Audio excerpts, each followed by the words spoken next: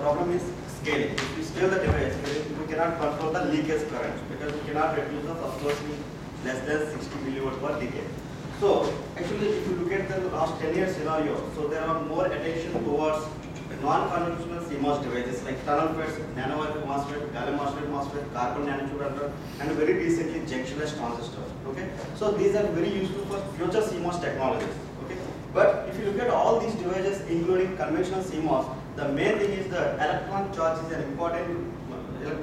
playing an important role in all these devices. Okay, so but in addition to electron charge, the electron is also having some other quantum mechanical properties like angular momentum or spin. Okay, why can't we use these properties to initiate the current? So that is the whole idea of the spintronics. So this is the electron. So you can see electron spin is plus 1/2 and another 1/2. So this depends on the orientation. So with respect to the magnetization axis. So that is called whole idea of the spintronics. Spintronics means we want to utilize the spin degree of freedom in addition to charge just to improve the functionality of existing semiconductor devices. So first let me give introduction to some spintronic based devices. Okay, this is the 3-terminal device. Very first spintronic device proposed by Datta in 1990. So this looks like conventional HEMT device structure. You can see, so there is a two-dimensional electron gas created by two different band gap materials. Okay, and here the source is ferromantic metal, but in case of HEMT device structure, source and drain contacts are ohmic, and this is anyway gate. What will happen in this case? If you have a ferromantic metal, you have a more number of spin-up electrons compared to spin-down. So in case of semiconductors, you can see majority and minority carriers. Majority means gold or minority is electrons, otherwise electrons are gold. But in this case, if you look at the ferromantic metal, majority means spin-up electrons, minority means spin-down electrons. Okay, there is no holes. So once you have a ferromantic metal, it can inject spins from the ferromantic metal to channel, and depends on the gate voltage, it can detect by the drain. So now you can see on state and off state depends on the gate voltage. This is called Datta spin FET configuration. Okay, so this is called spin modulation also. So in this case, it will work based on the spin orbit coupling. And second thing, if you look at another device structure proposed by Tanaka in 2004, which is called spin MOSFET. This is almost looks like a conventional metal source drain MOSFET. It is like a Schottky barrier MOSFET.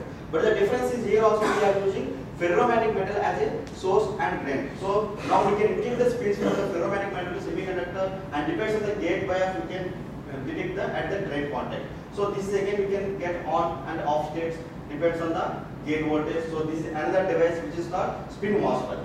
And third one is there is another optical device which is called spin laser. It is also like a conventional laser, but the difference is these are the ferromantic metals to inject the spins instead of charge carriers. So but the main problem is, if I want to realize all these devices, the main problem is we need to inject these spins from ferromantic metal to semiconductor channel efficiently. We need 100% injection from source to channel. Then only we can have a more efficiency devices. But second thing, if you look at these devices, let's say these two are the three-terminal spintronic devices, spin FET, and this is also spin MOSFET. These both are similar. But the difference is, you can see this works based on the spin orbital coupling, but this works based on the drift diffusion transport. So if you have a material point of view, you need to choose some narrow bandgap material where you can see more spin orbital coupling. But in this case, we need a long spin transport, so we need to go for high bandgap material like gallium nitride and all. Okay. So materials also plays an important role to realize these devices. So before going to complete spin injection devices, what we will do? Let me discuss about simple basics about ferromantic metals and non-ferromantic metals. Let's say suppose if you look at the silicon and gallium arsenide or copper or any simple AC, gold, all these metals. So you can see there is no spin down, spin up electron difference. You have a same number of spin up and spin down at the Fermi level. So the net magnetization moment is zero. So these are called non-magnetic materials.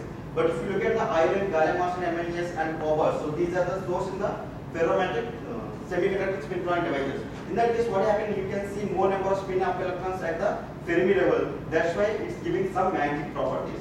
These are called spin portion material, and these are called non-spin portion materials. Okay, you can see for silicon, you can see the spin polarization is zero. That can be calculated from the difference between the spin up and spin down by total number of carriers. For iron and nickel, you can see 45% approximately for spin injection, spin polarization. Okay. But if you look at this silicon, anyway, these are the non-ferromantic materials, non-magnetic properties. So these are the unpolarized materials. Let's say if I want to create polarization, spin polarization, how to do? So that is called spin injection. So what we need to do to create spin injection, take a ferromantic metal which is having the spin polarized material, and take another non-magnetic material like a semiconductor. Now form a Schottky diode. So if you have a conventional Schottky diode, you can inject the charge carriers. But if you have a Schottky barrier with ferromantic metal, you can inject spin carriers. Okay.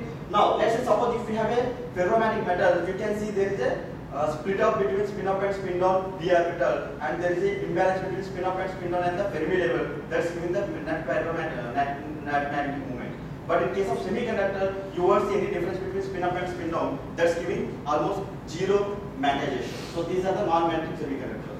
But if you attach these two, what will happen? Now if you apply some bias between these two, what will happen? There is a chance of having a charge carriers from ferromantic metal to semiconductors. So this is the complete picture. Okay. Now once spin up electrons are coming from the semiconductor, ferromantic to semiconductor, now you can see more number of spin up compared to spin down. Now it becomes spin polarizing material. So this is called spin injection method. We are doing electrically. That's why it is called an electrical spin injection method. But if I want to have a efficient spin injection from ferromantic metal to semiconductor, we need to solve all these. We need all these criteria. First one is we need to solve the resistivity mismatch problem. What will happen? You have a ferromantic metal means it is a less resistance material, and at the top you have a semiconductor which is having more resistance. So because this difference between these two resistances, there is a less spin injection from ferromantic metal to semiconductor. So that is the first criteria what we need to solve. Second thing, we need particular contact optimization. Let's say suppose if we have a ferromantic Schottky diode, there is always a depletion width. Once the depletion width is lost, so there is no tunneling. Okay. Once there is no tunneling, there is no injection of any carriers. So we need to optimize the contact resistance such that if you have a efficient spin injection from ferromantic to semiconductor. Experimentally, what they found it should be around 10 power 4 kilo ohm micrometer square. This is the optimized value of the contact resistance for any spin diode. Now, second thing, we need a direct tunneling of carriers from ferromantic metal to semiconductor. Let's say if we have a trap between these two, what will happen? There may be a chance of trap-hosted tunneling, which can kill the spin polarization. So we need a direct tunneling of carriers. So these are this is very important criteria to realize the spin polarizing device. Okay. But on silicon, so this is the well optimized contact for spin injection into silicon. So you can see ferromantic metal, and in between you have a tunnel barrier to inject the carriers by tunneling, and this is a semiconductor. But this Al2O3 you can easily optimize to optimize the contact distance. And if you have a Al2O3 silicon, and you can see the pinhole free interface, so you can inject the carriers by direct tunneling process. But what about some other devices, like let's say suppose if I want to see how much spin injection taking place from ferromantic metal to semiconductor, I don't want to make any simple this diode won't give you any information about the spin injection. What we need to do, we need to make some device structures like different terminals, so we can make sure about the spin injection and detection. So this is the first device structure where you can see two terminals, and this is the semiconductor. You have a two terminal device. So these two terminals are ferromantic metals. This is called two terminal spin-over device. What will happen? Let's say this is a ferromantic metal, and this is the another ferromantic metal called drain. Once electrons are injected, means spins are injected from the source and detected by the drain, but this detection takes place only when these two are parallelly aligned. Let's say if the two are aligned parallelly, you can see low resistance path, but if these two are aligned anti-parallelly, you can see high resistance path. So depends on the orientation between these two, we can change the resistance of the channel. So that is called spin injection, spin dependent phenomena called magneto resistance effects.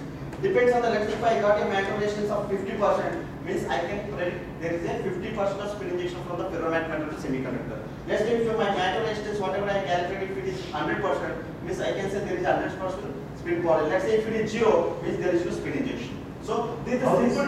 magneto resistance is measured? How?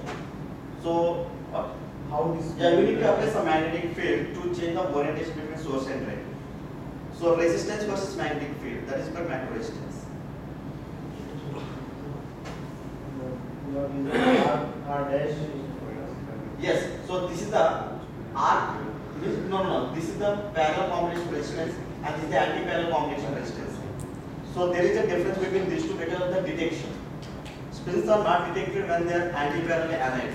Spins are detected only when they are parallel aligned. So there is a resistance difference. So that difference is called Mantoux resistance.